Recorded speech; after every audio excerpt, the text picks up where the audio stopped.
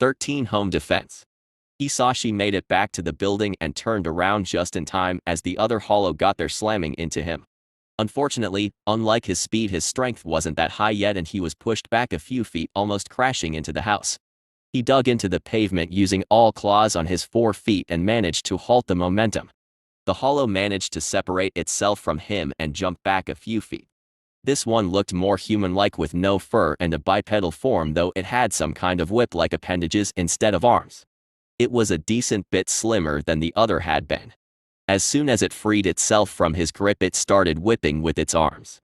He managed to block most of its strikes with his blades, though surprisingly he didn't manage to cut them right away and even was receiving some blows that he couldn't dodge because dodging would mean the house would get him instead. The reason its arms weren't being cut seemed to be a combination of its arms being hardened and it redirecting them just before hitting his blades to change the contact from a direct to a glancing blow. Thankfully, though being hit by its tricky whip movements, the damage wasn't too great. It seemed to be geared more towards dexterity rather than strength, like the first had been, allowing him to tank the blows with just scratches, though he did make sure to completely block any of the attacks heading towards his mask. Reina inside was watching without blinking. It was clear now that the familiar monster was protecting them, and the first time wasn't some kind of coincidence. As she saw it get whipped continuously due to the angle and high speed of the movements, she didn't know he was actually successfully blocking the vast majority of the hits, and that those that did hit were having limited effect on Hisashi, which made her worry for him and firmed her feelings that whatever he may be, he really wasn't something bad, at least for them. Their parents were still extremely confused as now they kept hearing explosive sounds, and slowly more of their front yard was turning into a destroyed wasteland as the ground was torn up and trees and bushes were cut to pieces or practically exploded, all this for no apparent reason. Reina started running towards the front door, worried that the familiar monster wouldn't be able to survive if it kept protecting them like this. "Reina, what are you doing?" Her father yelled after her and grabbed her by the wrist. "It's dangerous," he continued. "I don't care," she shouted over the noise as pulled her arm free, running out the door. Despite being scared of what was going on, both their parents chased her, worried for her safety more than they were scared for their own lives. Them running outside managed to distract the attacking hollow and freed Hisashi from having to defend the house at all costs. Though a massive risk to his family, it was also an opportunity for him. While the whip hollow was distracted, its attacks slowed down noticeably and lost a decent bit of their accuracy. Before it had a chance to refocus on him, he made a quick step into striking range, and with a quick and powerful twist transferring from his feet all the way through his body and into his arms, he managed to slash the arms off the whip hollow. They fell to the ground with a thud. It realized it was going to die at this rate, and self-preservation started outweighing its immense hunger, causing it to turn to escape.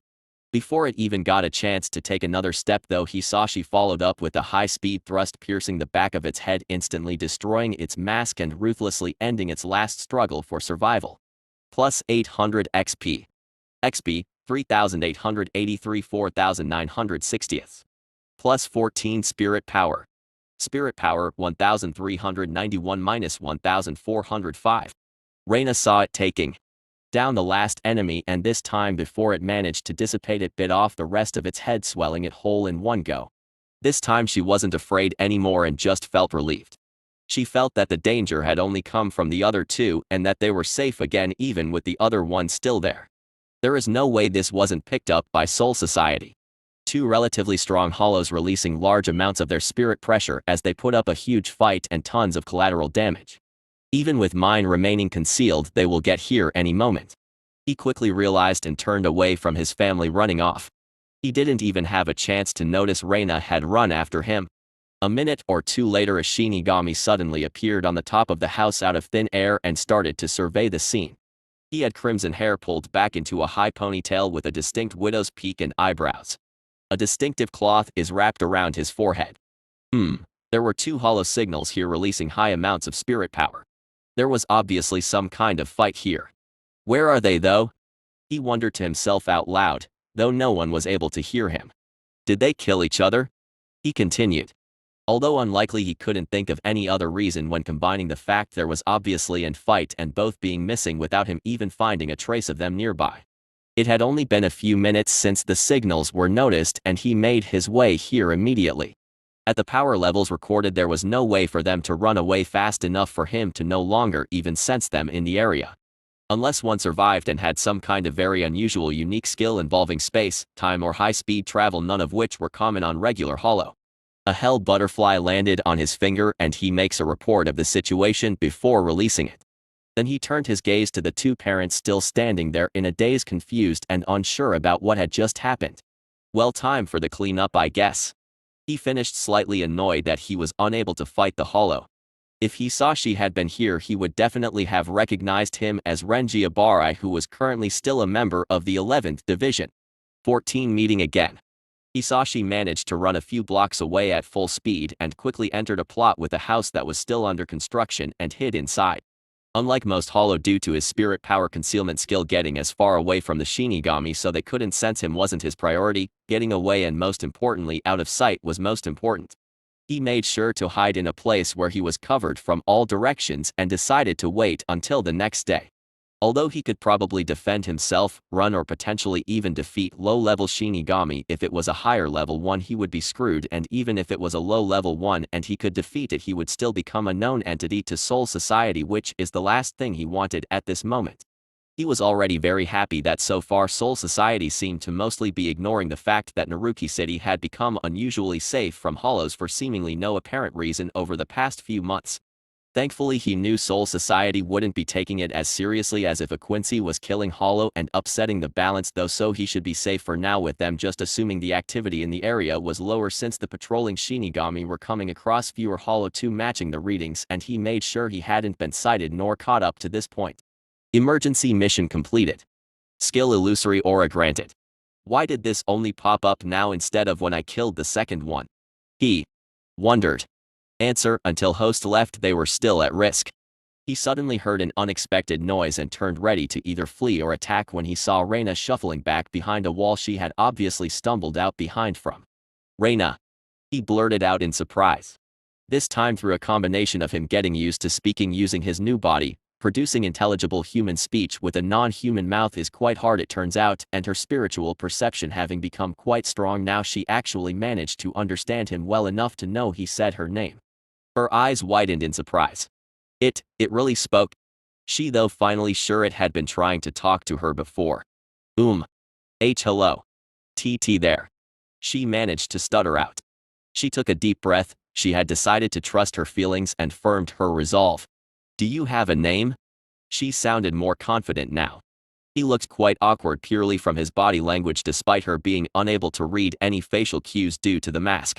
He seemed to become kind of fidgety after the question, though, as if it had made him nervous. Should I tell her?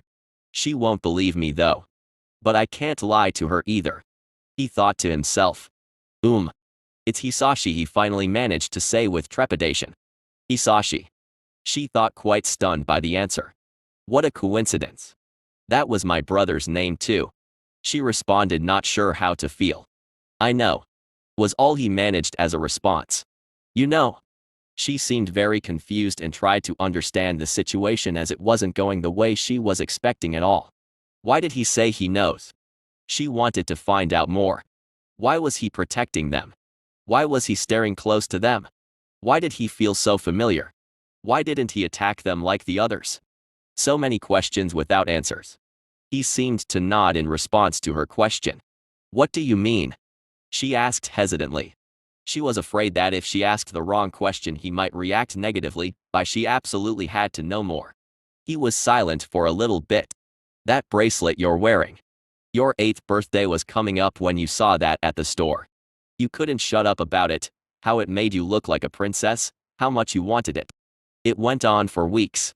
It didn't stop until you unwrapped it as my gift on your birthday. It took all the money I had saved in the past 8 months. It was worth it, though. He said. Raina's eyes started tearing up and she looked even more confused now, despite trying to keep up a strong front. I am possible. She thought.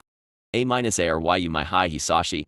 She asked. Doubt and worry were evident on her face. Hisashi remained silent for a while before hesitantly nodding. She suddenly ran towards him, wrapping her arms around his waist, that was the highest she could reach, and started wailing while unintelligible words and sentences seemed to be mixed in. He was quite awkward due to the surprise and was most focused on keeping his blades away to not harm her, while also worrying that his acid touch would burn her. He was in luck though, as she seemed unaffected. System, why isn't she getting burnt? He asked quickly, worried that he might still be a danger to her. Answer, since it was your hollow spirit power that stimulated her spirit power, she is immune to the corrosive effects of a hollow's touch. He sighed with some relief, but was also starting to grow concerned about how his presence was affecting her too. She finally managed to calm down her wails, turning to sobs instead. You died. What happened to you? We had your funeral. Where did you go? She mumbled one thing after another between sobs without pause. They weren't hard to make out with his enhanced senses though. I did die. Well, was killed really. He admitted. But why are you here? Did you go to Yomi? She asked. No, I was. Well, I guess asleep. He responded, not sure how to explain everything. It's not that hard for him to understand since he is familiar with Bleach, but for someone who has no clue about any of this, it's bound to be insanely confusing. 15. Explaining things. Hisashi took a deep breath. This was going to be a long conversation. He needed to explain it to her though. She had sat down cross-legged in front of him and had crossed her arms, looking up at him questioningly. He folded his legs underneath him, sitting down too. Is this C's? Oh well. So I was killed back then by something like what I am now. He started. Wait, does that mean if those two before killed us, we would have also become like you? She interrupted him. She is usually a polite girl, but she feels comfortable enough with her brother to interrupt him without feeling like she is being rude. He might have spoiled her a little too much back then, and curiosity must have gotten the best of her. My situation was a little unusual compared to a regular attack. Normally they just eat people, making themselves stronger, and the people they eat are gone forever. That's also the reason why I was gone for so long, because I was asleep while I transformed, which is also unusual. I slept for 10 years while I transformed. He answered. Whoa. So what are you? She asked, eager to sate her curiosity. I'm now something called a hollow. It's essentially a corrupted soul. Normally when you become one, you turn into a mindless beast enslaved to his hunger for souls with little to no consciousness like the other two you saw. In return they become very powerful though. If you see anything like me, just run. He told her sternly. You can recognize a hollow mainly by two features. One is the white mask. He pointed his blade towards his mask before lowering it to the hole on his thorax. The other is the hole somewhere on their body, most commonly where their heart would normally be. She got up and carefully touched the edges of the hole that traveled all the way from the front to the back of his thorax. It's really a hole, she said, utterly flabbergasted. Doesn't that hurt? She asked in worry. No, it's normal. He reassured her. So why were you invisible before? She asked the question that had been bugging her. It's not that I was invisible, you were just incapable of seeing or hearing me, just like most other humans. He cleared up for her. Ah, so that's why Mom and Dad couldn't see you. But why can I see you now then?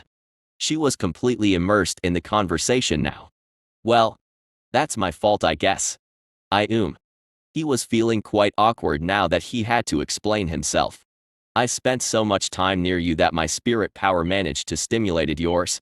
Then when you experienced what you believed to be a life or death situation when you were first attacked and I showed up, this awakened your spiritual sight, albeit a very weakened form of it.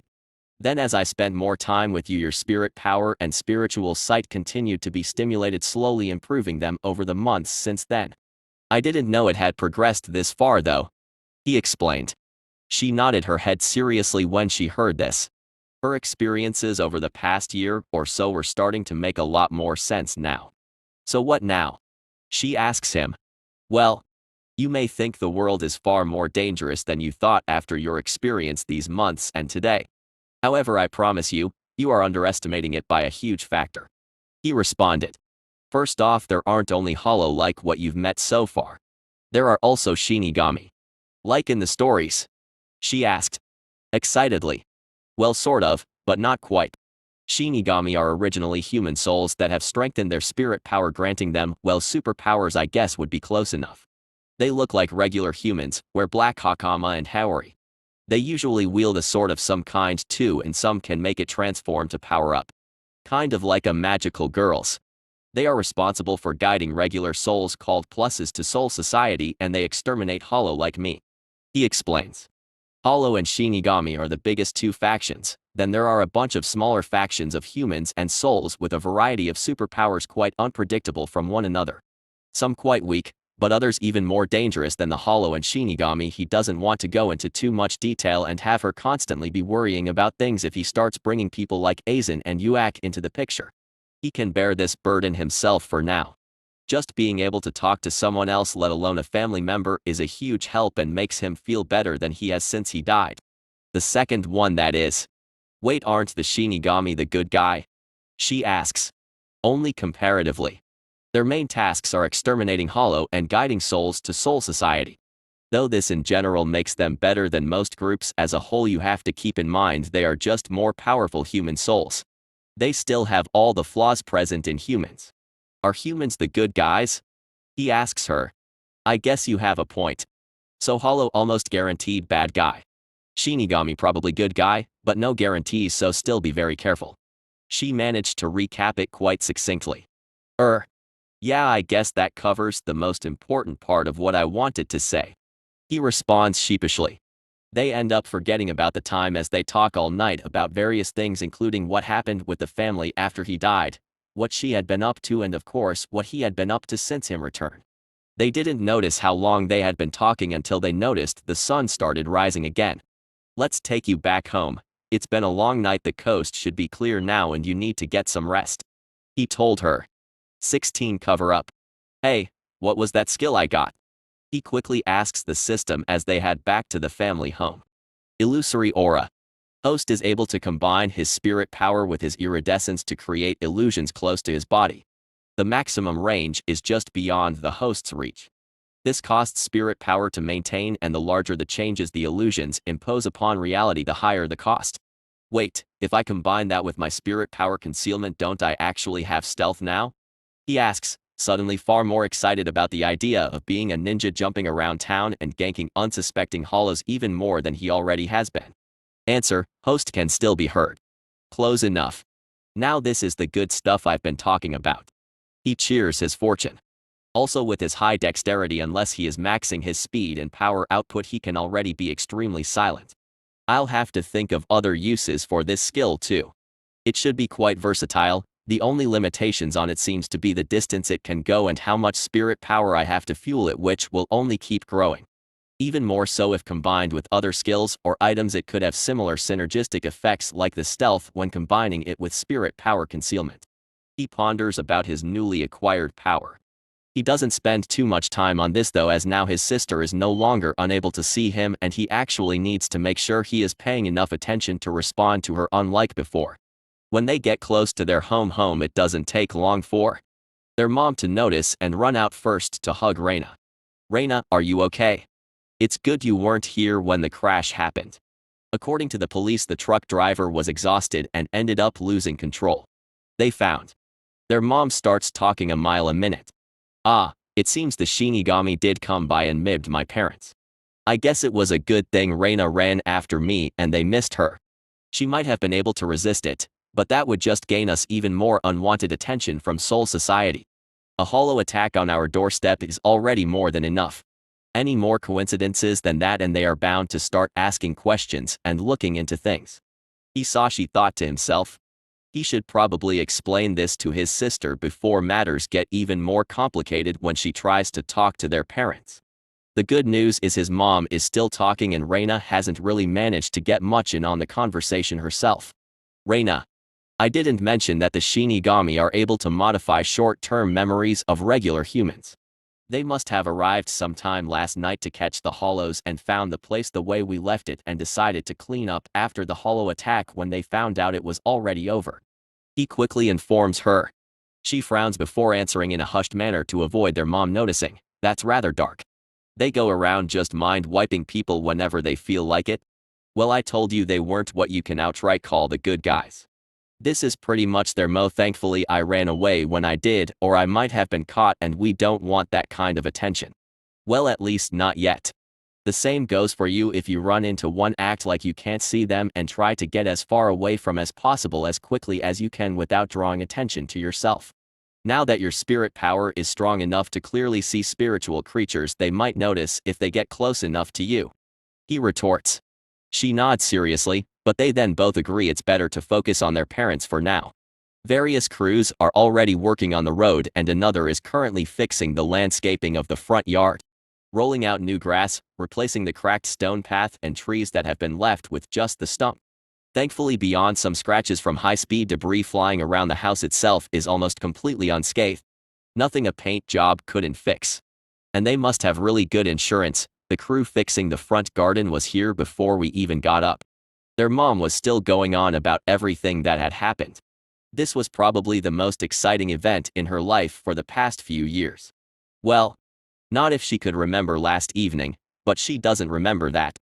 They agree they will talk more after she finishes talking with their parents and eating some breakfast. When she gets inside, their father looks up and asks her what happened. She makes some kind of excuse about a girlfriend calling her with an emergency and having to go over. Thankfully, when being a generally well-behaved kid, lying to your parents becomes so much easier. After she scarfs down a quick breakfast, she rushes up the stairs and locks room before opens the window so they can talk. So what's the plan from now on? She asks. No plan, you need to get some sleep. He responds sternly. She immediately laughs out loud, you and no plan. I think that must be the best joke you've ever told me. Hisashi frowns, she knew him too well. We'll talk about it later when you've rested and have a fresh mind. He brushed her off for now and she did need to get some rest. Whatever. She responds snarkily. I think I can see some dark circles, and is that a crow's foot? He retorts without missing a beat. Okay. Mom. I'll get some sleep. She finally concedes. While heading to the bed, she pointed towards his old computer and said, you're going to explain that to me later. I've been trying to figure it out for 10 years and still can't even make sense of half of it. Then she just crashed on her bed without even getting undressed or changed and started snoring like the princess she was. Within a few minutes, the long night and adrenaline from the fight had really exhausted her. Shortly after she went to sleep, he went out for his usual patrols and hunts. He was definitely working harder than the entire Shinigami squad responsible for Naruki City put together. Plus 1100 XP. XP, 4960. Level up. Level 34-35. Plus 1 stat point. XP 23 5280. Plus 17 spirit power. System status panel please. He asked. Equals status panel equals. Name, Saito Hisashi. Soul age, 49. Race, Hollow. Rank, Hollow. Level, 34-35. XP, 23 5280. Equals stats equals. Strength, 19. Dexterity, 30. Constitution, 15. Intelligence, 6. Spirit power, 1405-1422. Available stat points, 1. Equals passive skills equals. Spiritual energy absorption. High speed regeneration. Acidic touch. Equals active skills equals. Soul body separation. Spirit power concealment. Illusory aura. Alright, put the stat point into strength. He told the system. Answer, affirmative. Host strength has been upgraded by 1 to 20. 17 new toys. Hisashi had finished his patrols for the day early and finally had some time to experiment with his new powers. He asked his sister for a rather large mirror. She found a full-length mirror which she brought outside, putting it down in front of him.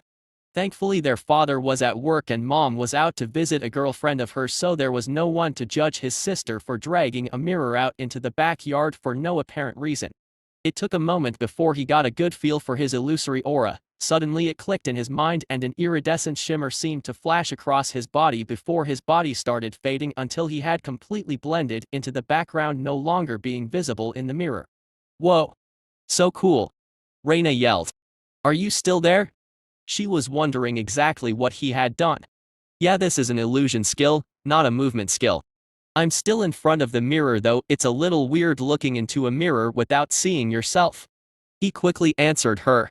When he looked down at himself, he could still vaguely see himself and of course feel his body, so turning invisible didn't have a major effect on his own direct perception of his body, only on others or if he indirectly perceived himself, such as in a picture, video or mirror like now. He was glad that it didn't take much effort to get down the basics of this new skill. Now it would be a matter of improving the speed of the skill and also thinking of various unique and effective ways to employ the skill both in and out of combat. With just a thought, slowly only his mask become visible again, the rest of him remaining invisible. Alright, controlling smaller areas seems to have no additional cost in mental strain nor spirit power beyond consumption increasing with the degree I'm altering reality with the illusion, so I seem I have just about absolute control on what is seen within the range of illusory aura. That's good. He nods, though with only his head being visible it looks rather awkward. Well, for stealth this is already 100% a success. As long as they don't hear me there is no way for them to see me, nor are they able to sense my spirit power due to the concealment skill. He thinks out loud.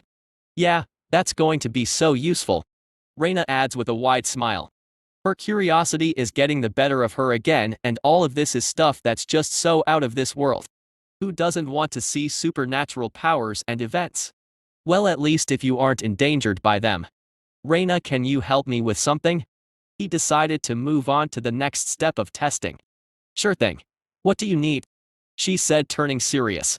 I'm going to make my head invisible again. Once I'm completely invisible I want you to watch where I was. I'm going to move with some speed and I want to tell you if the effect slips or has other problems once I start moving a lot or quickly. He tells her. His head fades away. Looking in the mirror as he does, it seemed to be the case that the process is slowly getting faster as he gets used to controlling this power. After a few moments he starts dashing around the backyard. He kept doing this for about a minute. How about it? He asks, reappearing where he was before. Did you move? She asks, quite unsure. From her perspective he disappeared, a minute went by with nothing and then he reappeared. Yeah, I moved all across the yard, even circling around you. He added. What? I didn't notice. Wait, shouldn't you still make sound? She wonders out loud. Unless I move quite fast or with excess power I'm able to keep my movements very silent. If you had some kind of enhanced senses you might be able to tell a little, but as a human your sense of hearing is quite weak. He explains. She starts pouting. Like it's so cool to be a hollow. She says, looking away. What did my sister turn into, a tsundere? He teases. I'm not a tsundere. I'm just annoyed that you get cool powers. It's not fair. She quickly retorts with a dash of embarrassment. Well, it's not as fun as it looks, or at least wasn't before you could see me. He says, mumbling the last part. Without warning his sister, suddenly he manipulates his illusory aura and a second right arm seems to appear from his side, identical to his regular one. Did you just grow another arm? She asks him in shock. No, it's still the same thing, really. Try touching the new one. He told her. She carefully tries grabbing the dull side of the blade, but her hand just passes through it. That's so weird. It really messes with your mind. She mumbles. Okay, now on to the second part. He says and goes back to focusing on what he really wanted to test. Suddenly the real version of his right arm disappears, leaving only the fake one. Alright, now this could be extremely useful, though to really make full use of it I would need to be able to do all parts of this at high speed while in combat. He decides he is going to need to practice a lot to speed up the process if he wants to make the most of this power. It's perfect for sneak attacks and misdirection. Combining it with his rapidly growing dexterity, this could be extremely dangerous. Well, to his enemies at least. The spirit power cost also seems very manageable. I should be able to use it along with other skills quite regularly in a drawn-out battle without being concerned I will run out of spirit power before my enemies do. Once I grow and rank up, though, it should go from a small amount of consumption to pretty much negligible, barely being different from a passive I can control at will. He predicts. Raina was just watching the entire thing in amazement, not sure what to say as it was all very unreal, at least as unreal as things could get considering her dead brother came back as a hulking monster. She really wanted to help though. 18 Eye of the Tiger. For the next year Hisashi focused on grinding as many hollow as he could to grow his level and spirit power.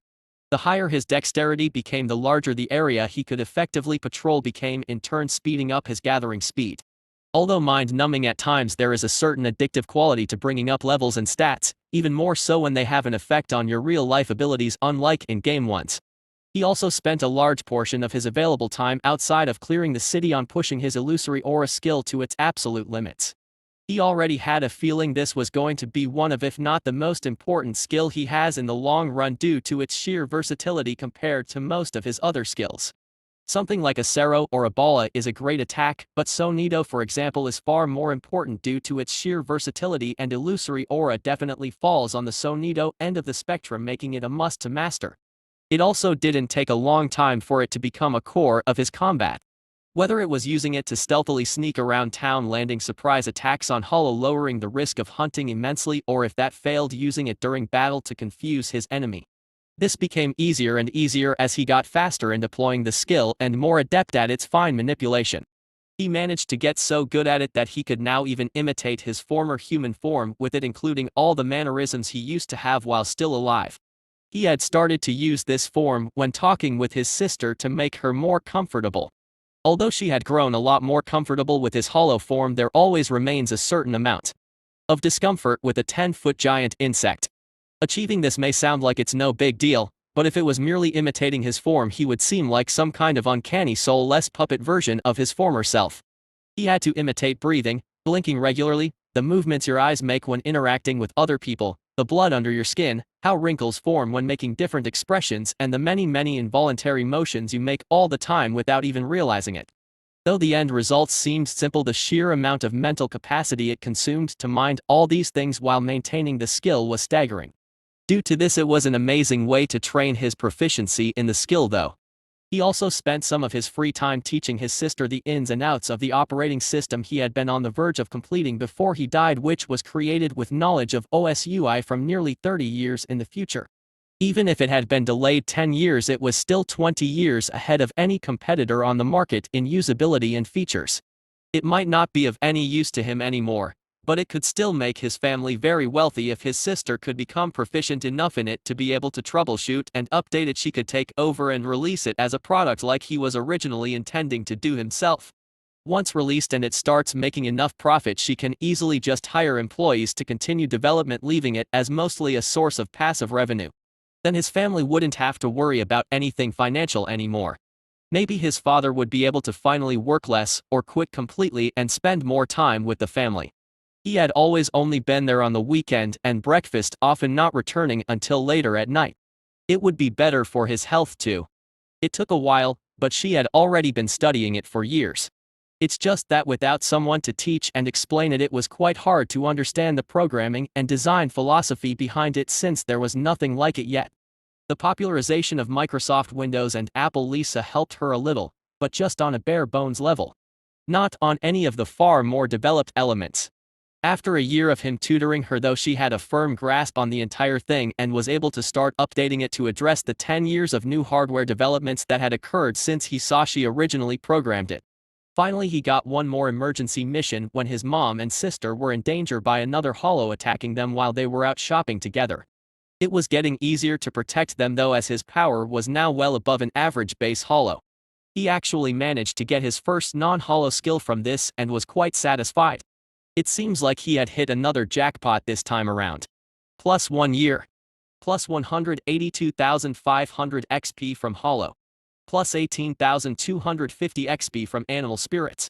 Plus 1,800 XP from pluses/humans. Plus 5,474 spirit power from Hollow. Plus 36 spirit power from pluses/humans. Plus 365 spirit power from passive absorption.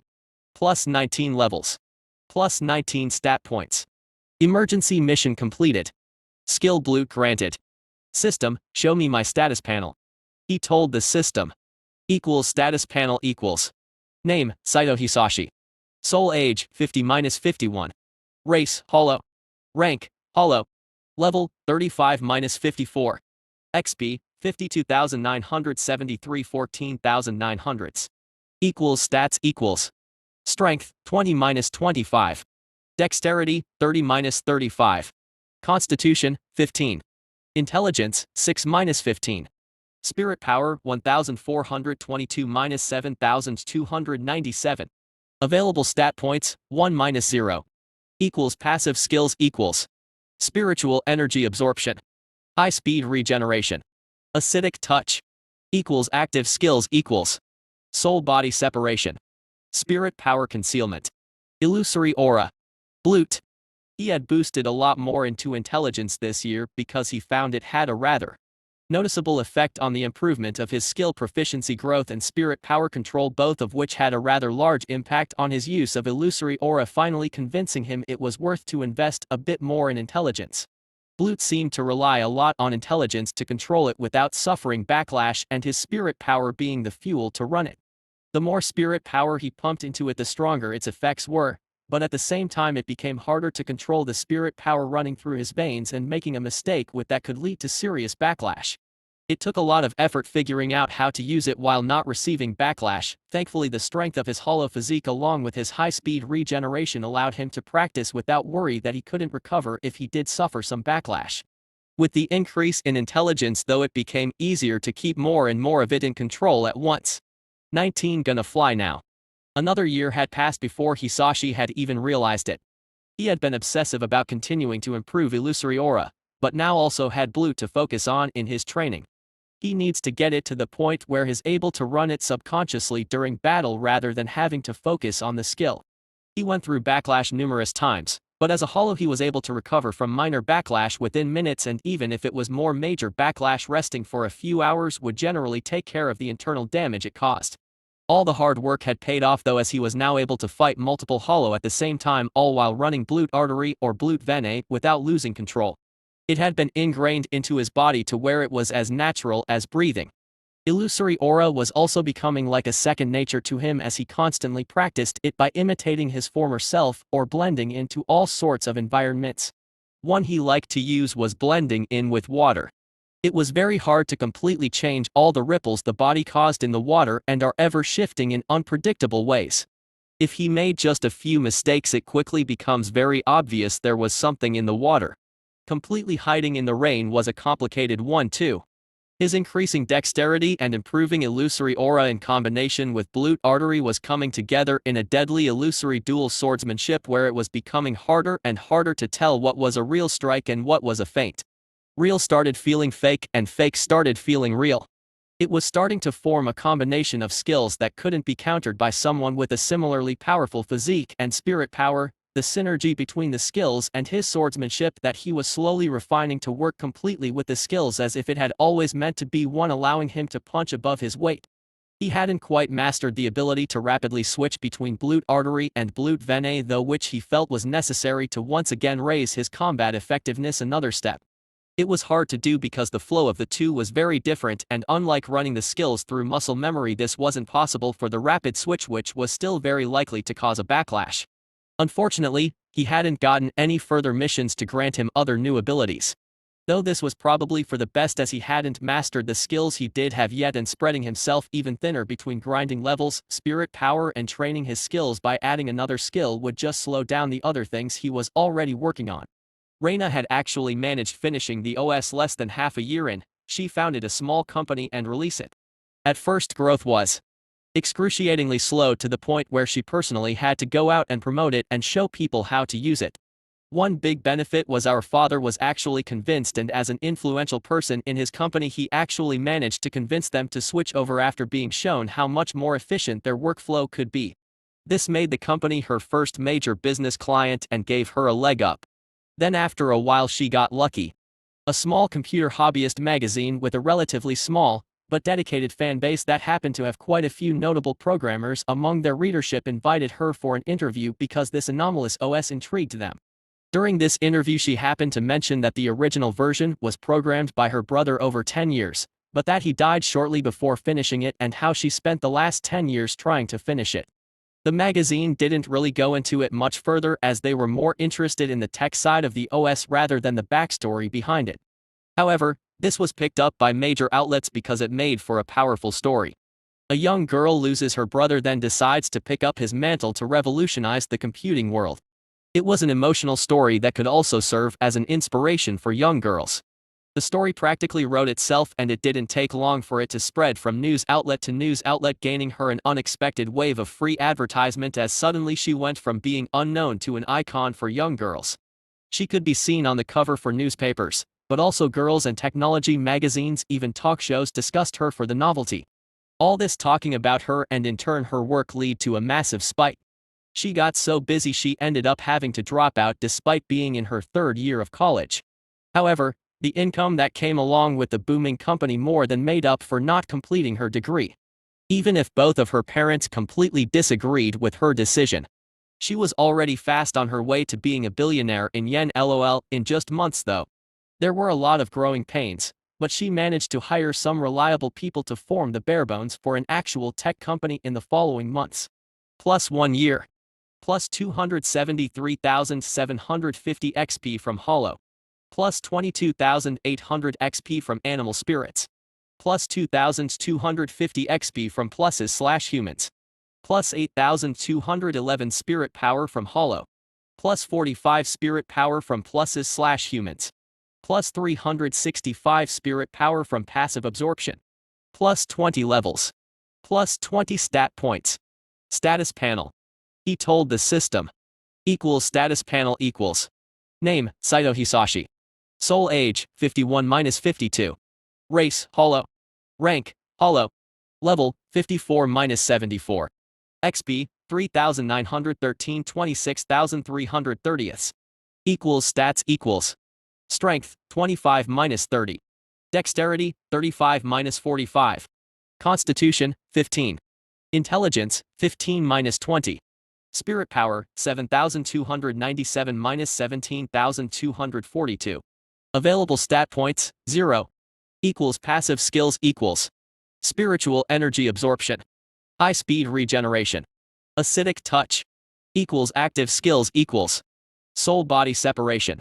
Spirit power concealment. Illusory aura. Blute. He had been pumping a lot of points into everything except constitution. First of all, tank hits when using speed and illusions he can completely avoid them, and on top of that Blute Vene actually is a massive multiplier to his constitution even without having to add points to it. Dexterity was still king though, since it was the most useful to both his stealth attacks and his newly forming swordsmanship. His spirit power was also finally reaching significant heights where he could use his skills a lot without concern. Illusory aura, Blute and spirit power concealment didn't consume that much individually, but when running all three at the same time they do add up. Illusory aura during his swordsmanship averaged around 80 spirit power per minute, while spirit power concealment took only about 10 per minute.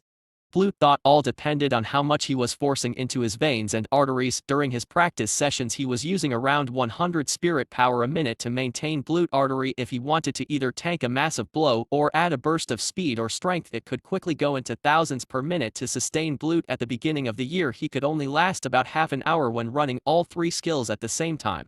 Good enough to handle your regular HALLOW even if they can gang up on him, but definitely not enough if he runs into higher ranked enemies. 20 Kidnapping. A few months later Hisashi returned from his evening patrol to find his mom the only one already home. It's pretty much expected for his father to not get home until late at night, but it looked like Raina was still at the office too. She was working later into the evening due to the high work volume and expansion at her company. After 2 years of hard work, not only were they now becoming successful in the business world, but they had also managed to score some government contracts for their OS. Though the discount was significant, the volume was absolutely insane and more than made up for it. She finished folding the laundry and moved on to preparing dinner as she usually does. She's very diligent about everything being in order and on time. She walked out with a full trash bag and put it out in the garbage bin, walking right by him. After what happened with Raina, he had made sure to consciously not get too close to his parents all that much, as they weren't sure if their parents gaining power would be a good thing or not. It could help them protect themselves, but it would also draw in more HALLOW, and 3 humans with high spirit power popping up one after the other in the same location is bound to draw attention. They decided that for now it would be best to avoid it just in case. Suddenly he was alerted, which hadn't happened in a long time. Emergency mission, save Raina. Reward, energy blade. He didn't waste a moment and ran to her office. She wasn't there, so he started methodically scouting the town, moving out from the office while using the maximum range of his spiritual senses, searching for her spiritual signature that he was already familiar with. Going full speed, it didn't even take him half an hour to find a warehouse on the outskirts of town. Nothing looked too unusual about it from outside the perimeter wall. Just an average warehouse with a wall surrounding it and a gate with a bored-looking guard that looked like he was about to fall asleep on the job. He can sense Raina near the back of the warehouse though. Upon closer inspection from a nearby rooftop, though, there were armed guards patrolling around the building, and he could sense quite a few more individuals inside, which was definitely unusual for what seemed to be a closed warehouse late at night. Thankfully, he doesn't sense anyone with high spirit power for a human. This means he doesn't even have to use his stealth. Doesn't get much more like a cakewalk. He just jumps over the wall. The only thing he has to pay attention to is to make sure he isn't making any noise or bumping into anything. He sees one of the guards, and he looks more like a militia with the kind of gear he is wearing than a guard. He uses his soul-body separation in single move, removes his soul from his body. He was hoping to get some information out of him. Unfortunately, it seems to be impossible, though, as the mere sight of him scared him senseless to the point where he couldn't get a coherent sentence out of him. He decides moving forward he will just devour them and save the time rather than trying to get information. Plus 80. XP. XP, 13,330 30,860. Plus 2 Spirit Power. Spirit Power, 18,689 minus 18,691. He first circles the building perimeter, picking off 3 more armed militia members one by one. Now that he's finished clearing the perimeter, he heads to the warehouse loading dock, because there is no way he is getting through any of the regular doors without alerting everyone in the building. He manages to squeeze through the loading dock doors without making too much sound. Plus 80 XP X3. XP, 13,570 30,860.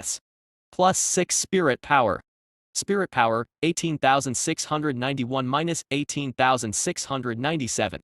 The amount of space inside the warehouse is a lot more comfortable. He is currently in what appears to be a combination of a stocking and the loading area. Raina seems to be in one of the offices near the back. He continues and clears out the last 5 militia members in the stocking area, making use of the shelving to hide the bodies. Plus 80 XP X5. XP, 13,970 30,860. Plus 9 Spirit Power. Spirit Power, 18,697 minus 18,706. He smells something burning and immediately rushes towards the back rooms. Smoke is coming out from around the door. He immediately forcefully broke into the room, where he sees what he can only call an inferno. Panic has taken over by this point.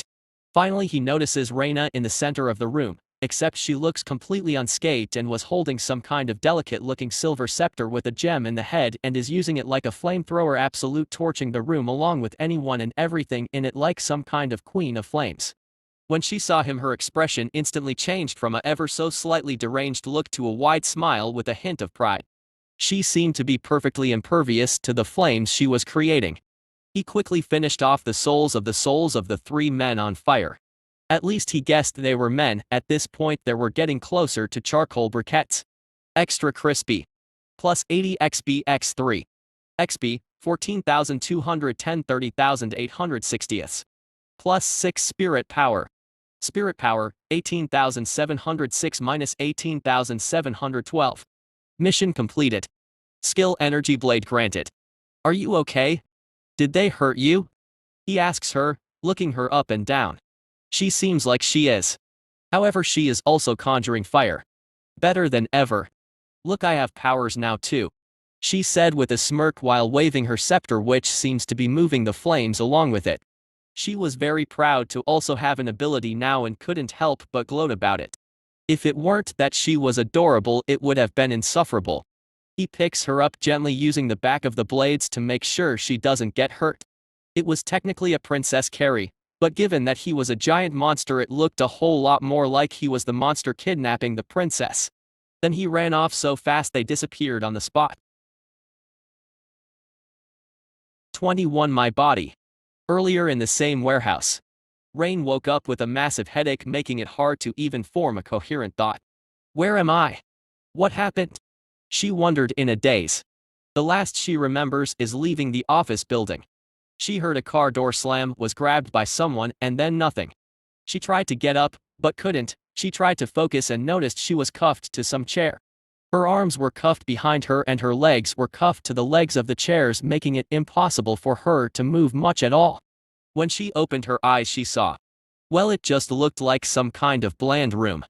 There was a couch and a coffee table. A desk and some chairs. No windows though. She could literally be anywhere. There also wasn't anyone else there. Why did I get taken? Does someone know about Hisashi? Or is this related to the company? Did we piss someone off? She tries to think about all her recent interactions. Anything from business meetings that didn't end well all the way down to any bad dates she'd had. Nothing really stood out as glaringly bad though. Her personal life had been pretty mundane in recent times, dead brother returning as a monster notwithstanding. The company had been so busy she hadn't had all that much time to be dating or hanging out with people for non-business reasons. No disgruntled employees she could think of. The company was still small enough to where she knew most of the other employees. Though with the company's rapid growth they may have stepped on some people's feet, none of it seemed serious enough to warrant this though. While she was caught up in her thoughts she heard someone unlocking the door. Before they could notice she had woken up she closed her eyes and slumped down in the chair. A few people come in at the same time. She should wake up soon. The first says. It stood out that we're speaking in English rather than Japanese like she was expecting. We can make the call when she wakes up. He continues. Are you sure they can get the money? A second one questions. The money is nice, but what we really want is their code for generating digital certificates and signatures. We can sell it for a lot more. The first explains to him. She needs to buy as much time as she can either for Hisashi or the police to notice she is gone and track her down. The best way for now is to continue faking being unconscious. Though they kept talking it seemed they were prepared against being listened into as they didn't talk about anything that could be used to identify them, what their history was or if they were part of some kind of organization. Nothing in relationship to themselves nor their group were talked about except limited completely to their current actions. Alright, we don't have that long. We need to get moving. Suddenly she was slapped. Damn, that hurt. She wouldn't be able to continue faking it or it would get very suspicious. She saw there were 3 guys in the room. They were wearing what looked like the kind of gear a SWAT team would wear, including the balaclava, making it impossible to recognize and remember them. It was quite obvious they were professionals of some kind. They didn't talk nor look like a hastily put together group.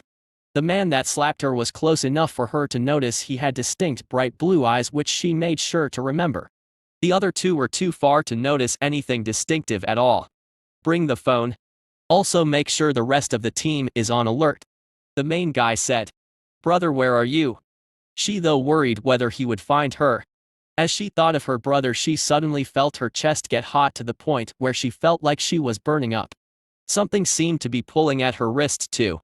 While the burning sensation started moving from her chest down her arm and into the bracelet. After a few moments of this flowing sensation suddenly she felt the bracelet move from her wrist into her hand. It felt like some kind of cold rod. As soon as it finished moving she felt she was overflowing with energy. Like she had just downed an entire 6-pack of energy drinks. What's going on with my body? She thought. The temperature around her started climbing rapidly. The cuffs caught fire, slowly turned red hot before turning a blinding white. In moments they started melting off her despite not burning her skin at all. The remaining slag hit the ground with a sizzle. She stood up and saw a beautiful ornate silver scepter in her hand. In the head of it was the gemstone from her bracelet caged by the silver. Intuitively she felt a connection with it. A small flame appeared above the gem. When she focused on it, it rapidly grew before bursting out into a stream that set fire to the ceiling. After exerting her will on it though she was able to direct it and send it to the closest guy. The other 2 tried to put out the fire, but before they even got the chance she fired off the fireball that had been the source of the flaming stream. It hit and exploded, covering all 3 of them in more fire like some kind of napalm bomb. In her anger and being fed by her spirit power, her fire seemed alive and growing faster than a normal fire, engulfing the entire room in barely any time at all. She noticed she felt something familiar heading their way outside of the room. What's this? She wondered and turned towards the door. The guys weren't a threat anymore anyway. The wall burst open, revealing Hisashi, though she was the only one that could see him. 22 all over. Raina wasn't able to talk at all due to the speed they were moving at being high enough to take her breath away. Before she could even fully adjust to it, they appeared in a dark alley walking distance from their home. Hisashi carefully let her down. The scepter transformed back into her bracelet, practically confirming his suspicions. He made sure to give her a moment to catch her breath. How are you feeling? He asked her, concerned. It's okay now. She said. You can't go back yet, a lot happened, so we need to get your story straight. First off, what happened and why were you there? He asked her, wondering what was even going on for her to be in such a situation. I was leaving the office when they grabbed me. I was out for a bit after that. When I woke up, I was already in that building. I heard a car door behind me before they grabbed me, so they must have knocked me out and dragged me into a car and driven me there. She says, making it clear how it all started. So they were waiting for you near your car. I would have suggested getting bodyguards, but I guess that isn't going to be necessary anymore, he chuckles dryly. Yeah, I don't think normal people can kidnap me anymore. I faked being asleep for a while and they talked. They were targeting me because of the company. They were going to use me to get money, some of the code and keys to sell. She explains.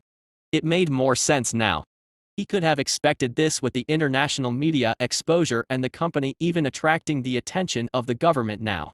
He had just overestimated Japan's safety. Well, the safety aside from supernatural threats. Originally, it would have been good for the police to know about the event and investigate further. The place going up in flames and you coming out completely unscathed means that probably isn't the smartest anymore, though. He tells her. Okay, that makes sense.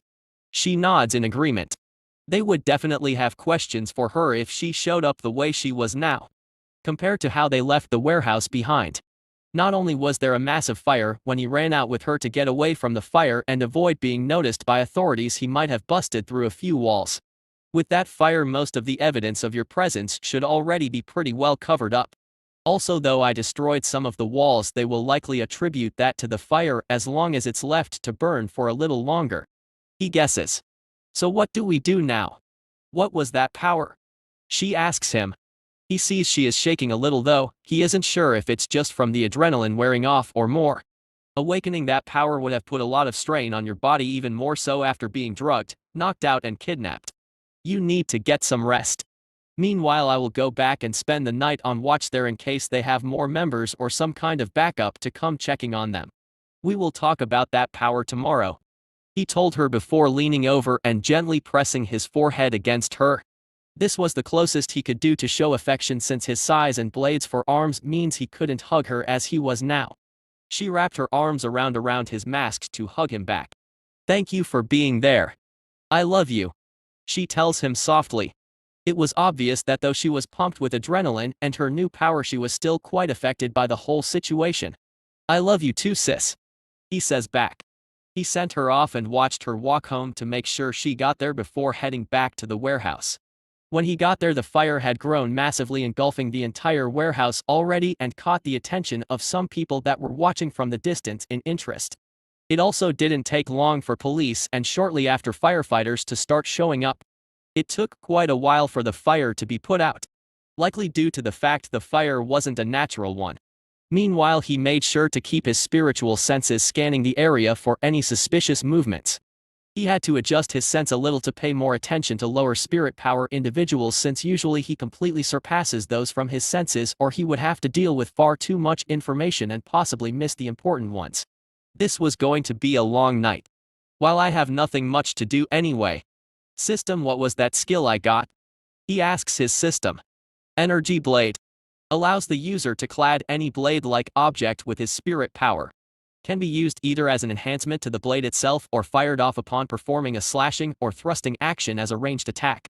Sweet, so I can do stuff like Getsuga Tensho now? He wondered, quite excited about playing around with this new skill. Answer, affirmative. A similar move to Getsuga Tensho could be performed using the skill and firing it off during a slashing action. Firing it off during a thrust would produce something more akin to an energy ray instead. Damn, I need to train this skill as soon as I finish up business here. I can't really practice this in the city though. If it is even anywhere even close to Getsuga Tensho in power, then firing it off is not going to be environmentally friendly. It would probably also draw the entire local Shinigami squad if I did, even if it does turn out that spirit power concealment is powerful enough to conceal its spirit power emission. He thinks to himself. 23. Your body. He waited by the warehouse all night while making sure his spiritual senses covered over a mile beyond the remains of the building, but even after the fire department put out the fire and the police cordoned off the area, leaving very few people to handle the wreckage and investigation, no one suspicious showed up all night. Hopefully this was an isolated group and we got rid of the whole group at once. Having the police investigate would have been preferable in case it wasn't, but I guess not everything can go your way. At least she is fine and it seems like they might not have other members or backup. He thinks to himself. He will be making sure to keep a closer eye on his sister for the next few days at least though, even if it means slowing down his grinding temporarily, he can't risk there still being more of them and them taking further action. Though she can probably protect herself now. He sighs. Part of him is happy she has the power to protect herself now, but that is in regular human society. Being a Fullbringer means she might be nearly completely safe from normal humans, but there are other dangers to keep in consideration for a Fullbringer. He would want to find a Fullbringer to teach her. If he could, he would want to teach her himself. However, with both him being a hollow and the way he learns system skills, although he is very proficient at using his skills, teaching someone else not so much. He doesn't want her to get involved with execution and Kugo Jinjo though, so getting a Fullbringer's teacher is off the table too. He will have to figure something out eventually. He returns to his home early in the morning to meet up with Raina. After breakfast, Raina quickly runs out and gives him a hug. So, why do I have power? She asks excitedly, shaking his arm. It seems a good night of rest took the edge off yesterday's events.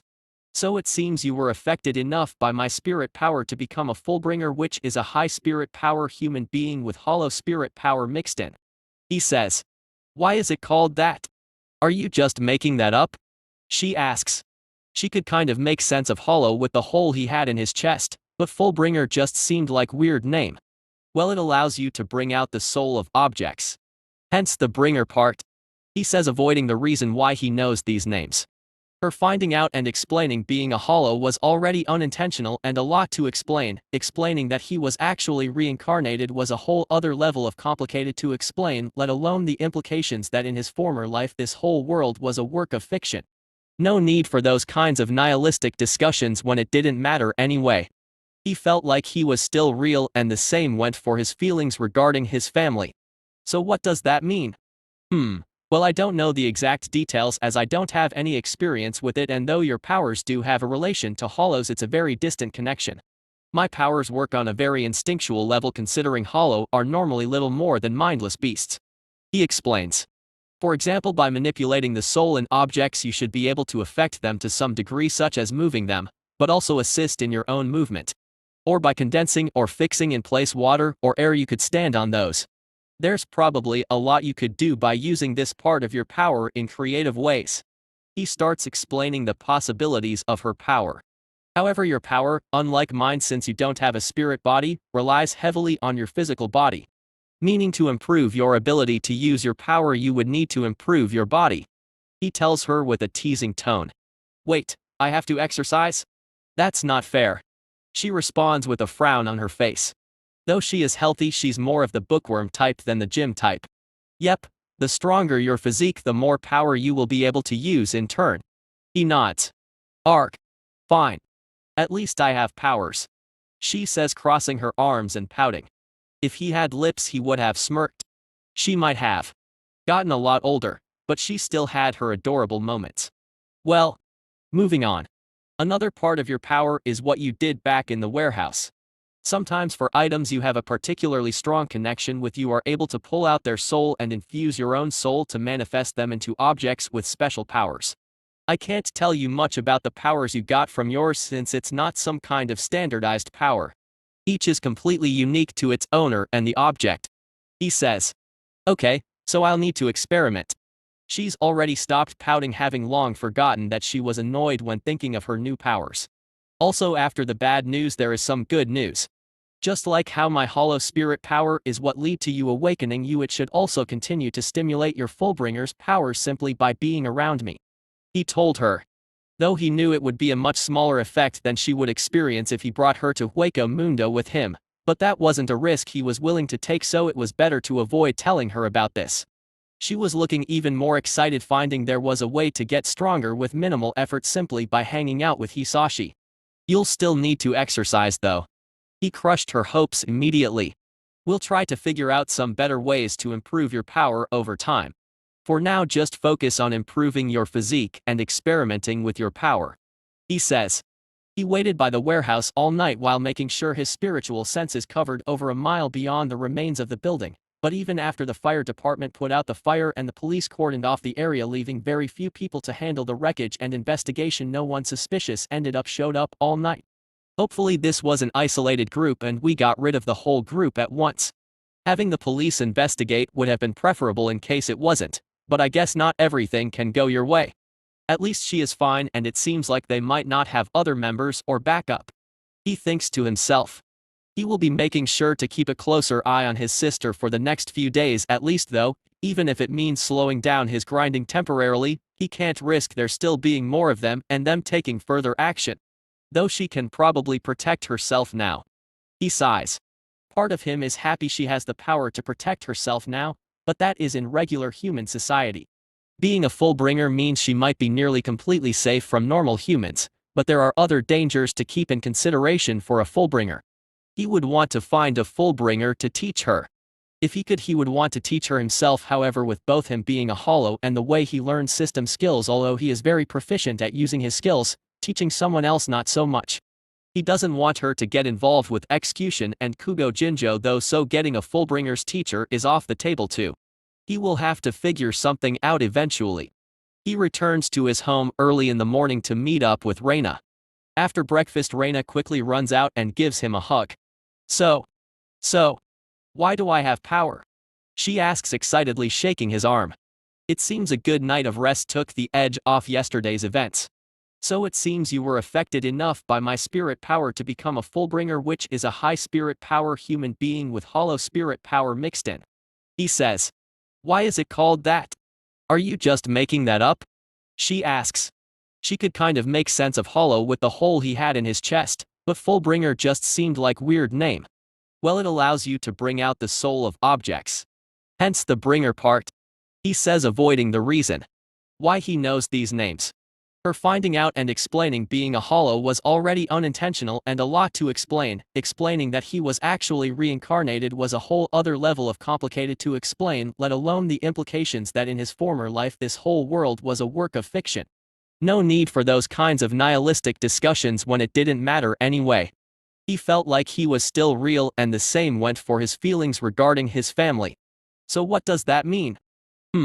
Well, I don't know the exact details as I don't have any experience with it, and though your powers do have a relation to hollows, it's a very distant connection. My powers work on a very instinctual level, considering hollow are normally little more than mindless beasts. He explains. For example, by manipulating the soul in objects you should be able to affect them to some degree, such as moving them, but also assist in your own movement. Or by condensing or fixing in place water or air, you could stand on those. There's probably a lot you could do by using this part of your power in creative ways. He starts explaining the possibilities of her power. However, your power, unlike mine since you don't have a spirit body, relies heavily on your physical body. Meaning to improve your ability to use your power you would need to improve your body. He tells her with a teasing tone. Wait, I have to exercise? That's not fair. She responds with a frown on her face. Though she is healthy, she's more of the bookworm type than the gym type. Yep, the stronger your physique, the more power you will be able to use in turn. He nods. Arg. Fine. At least I have powers. She says, crossing her arms and pouting. If he had lips he would have smirked.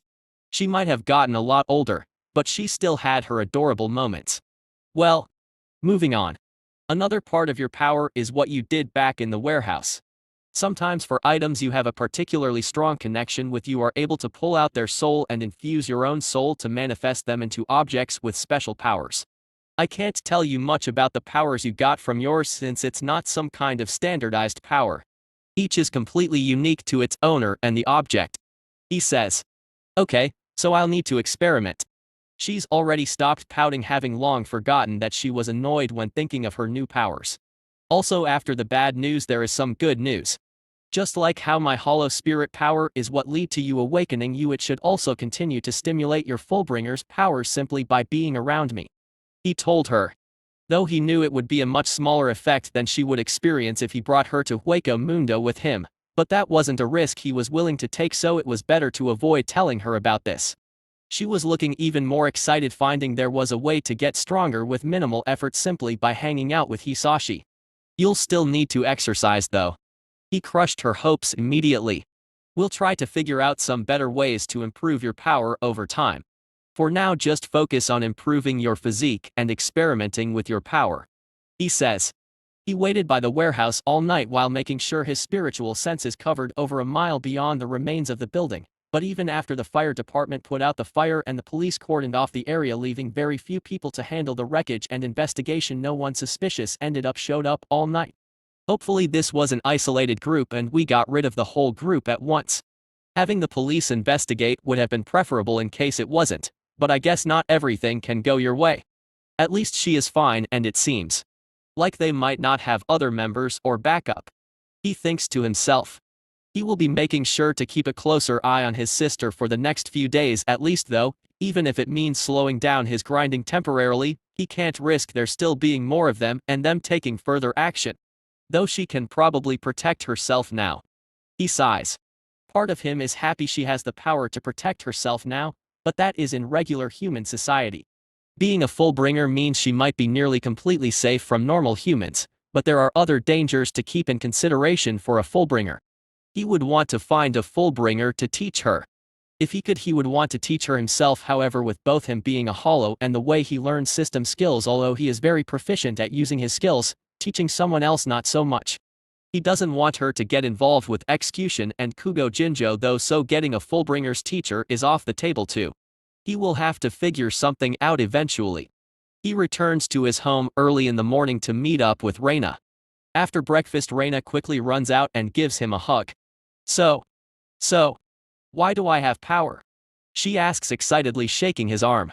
It seems a good night of rest took the edge off yesterday's events. So it seems you were affected enough by my spirit power to become a Fullbringer, which is a high spirit power human being with hollow spirit power mixed in. He says. Why is it called that?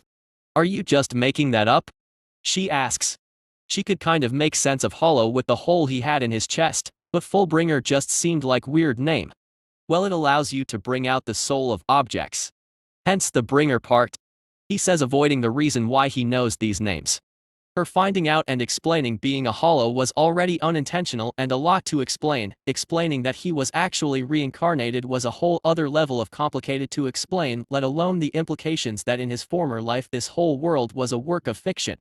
No need for those kinds of nihilistic discussions when it didn't matter anyway. He felt like he was still real, and the same went for his feelings regarding his family. So what does that mean? Well, I don't know the exact details as I don't have any experience with it, and though your powers do have a relation to hollows, it's a very distant connection. My powers work on a very instinctual level, considering hollow are normally little more than mindless beasts. He explains.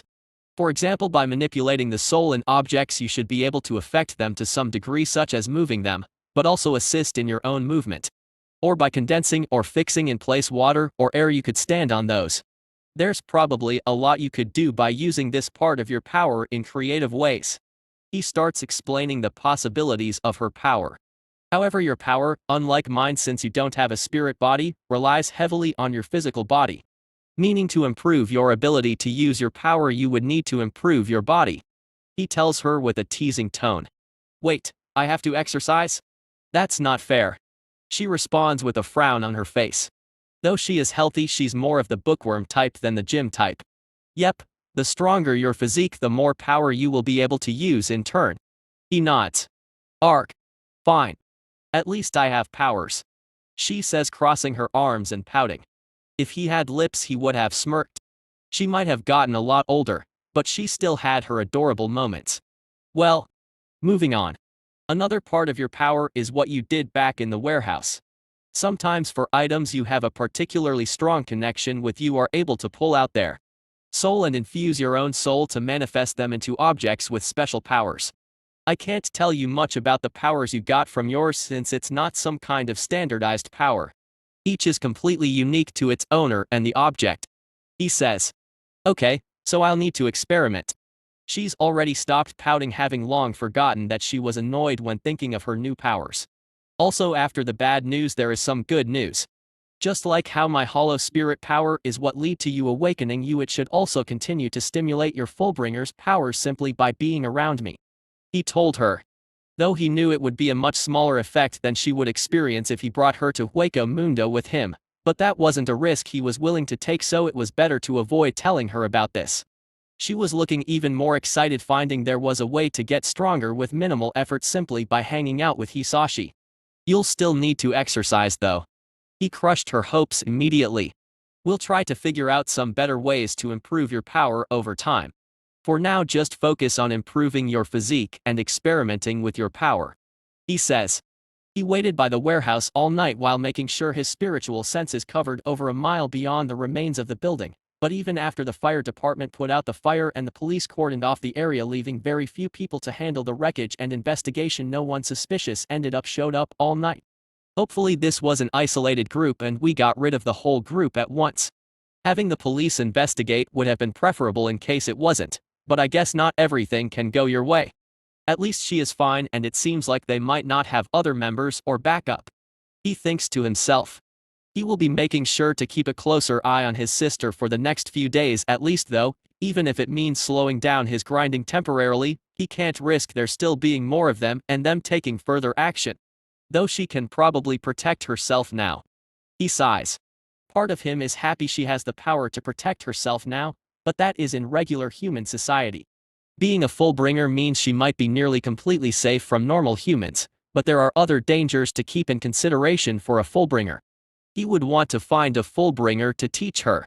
If he could, he would want to teach her himself. However, with both him being a hollow and the way he learns system skills, although he is very proficient at using his skills, teaching someone else not so much.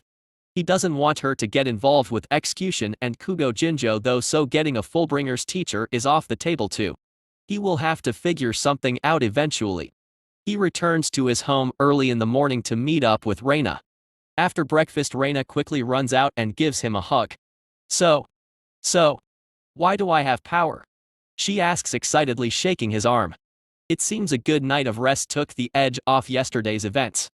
So it seems you were affected enough by my spirit power to become a Fullbringer, which is a high spirit power human being with hollow spirit power mixed in, he says.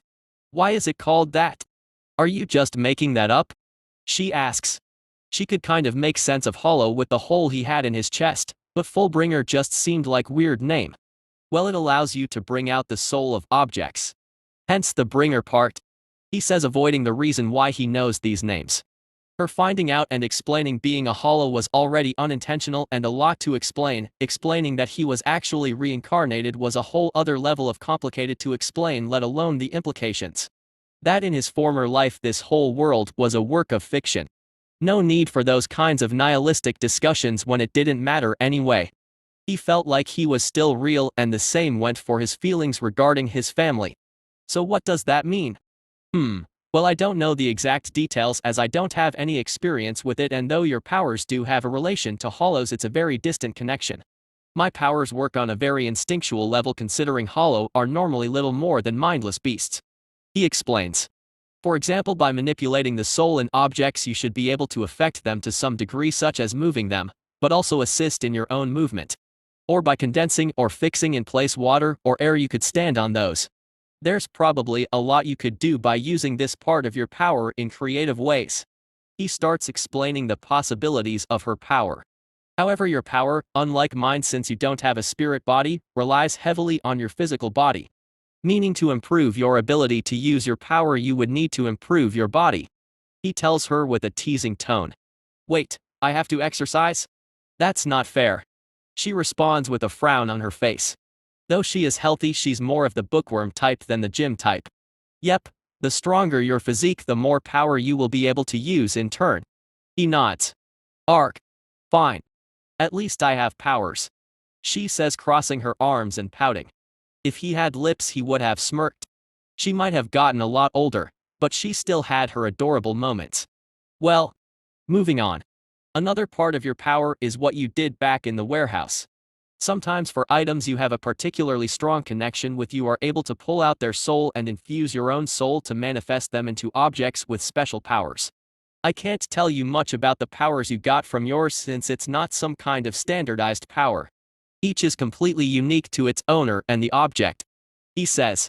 Okay, so I'll need to experiment. She's already stopped pouting, having long forgotten that she was annoyed when thinking of her new powers. Also, after the bad news there is some good news. Just like how my hollow spirit power is what lead to you awakening you, it should also continue to stimulate your Fullbringer's powers simply by being around me. He told her. Though he knew it would be a much smaller effect than she would experience if he brought her to Hueco Mundo with him, but that wasn't a risk he was willing to take, so it was better to avoid telling her about this. She was looking even more excited, finding there was a way to get stronger with minimal effort simply by hanging out with Hisashi. You'll still need to exercise though. He crushed her hopes immediately. We'll try to figure out some better ways to improve your power over time. For now just focus on improving your physique and experimenting with your power. He says. 24 Babe. The time of Masaki's attack was rapidly approaching, and thankfully he had gotten to the point where he should be able to crush Grand Fisher quite easily. Just over a month had passed since the kidnapping. Raina had done a great job training outside of her office hours. She wasn't that powerful, but she was powerful enough to where she should be able to defeat a weak hollow if she had to and run away from the average ones. After some experimenting she also found out that she wasn't only able to use fire with her scepter, but other elements as well. It seems she had become something like a sorceress. Meanwhile it was best to not say anything about him trying out his energy blade. He definitely didn't accidentally destroy part of a forest and mountain when he got too excited and pumped a lot of spirit power into the move. Mission: save Kurosaki Masaki. Reward: skill, transcribe. Sweet, I'll even get a reward. He thought to himself. Hisashi told Raina he was going to have to leave to take care of some important business in Karakura town for a few months, but that he should be back within 2 to 3 months at the most. He also made sure to remind her to run if she ran into anything supernatural while he was gone. If things got really bad she could also come find him in Karakura town. Hisashi made sure to make himself invisible before spreading his wings and taking off into the sky. He didn't want any Shinigami to notice him while flying.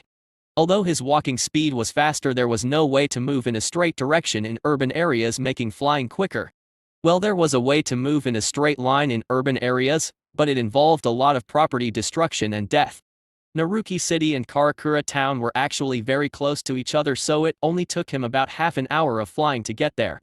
Upon landing he used his illusory aura to make him look like a slightly older version of his human self to fool any spiritually aware beings and practice his ability. He ended up deciding to make himself look 23 like he had been at the end of his first life, though with the looks of his second life. He gives himself some well-fitted black jeans and a deep purple buttoned shirt.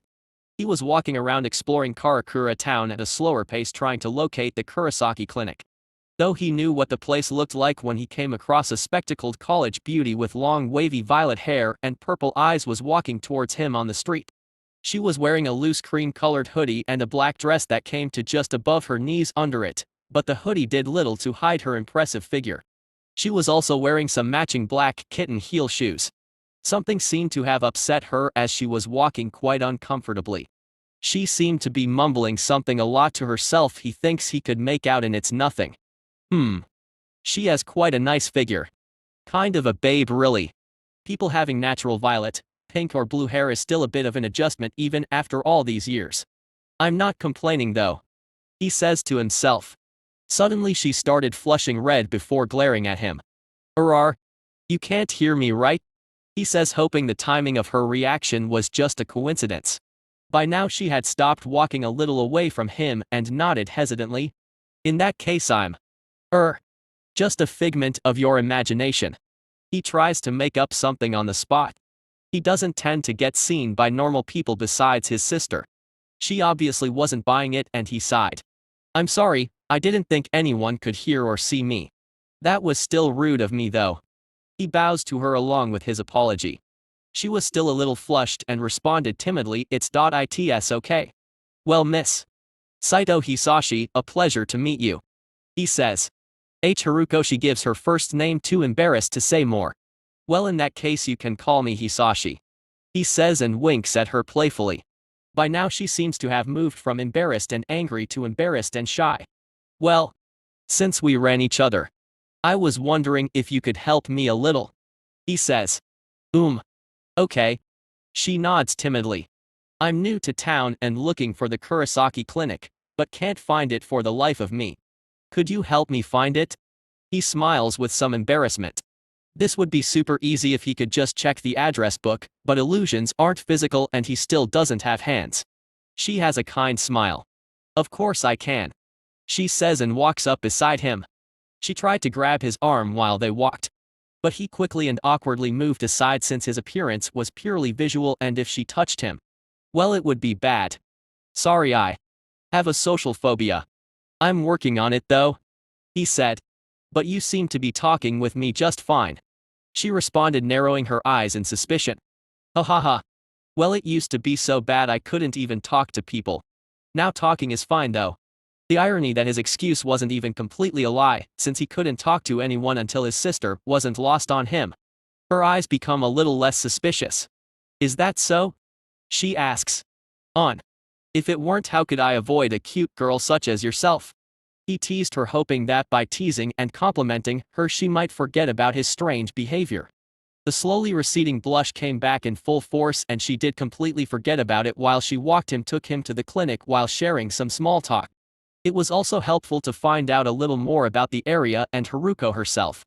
Honestly, it's an absolute pleasure to be able to talk to another person.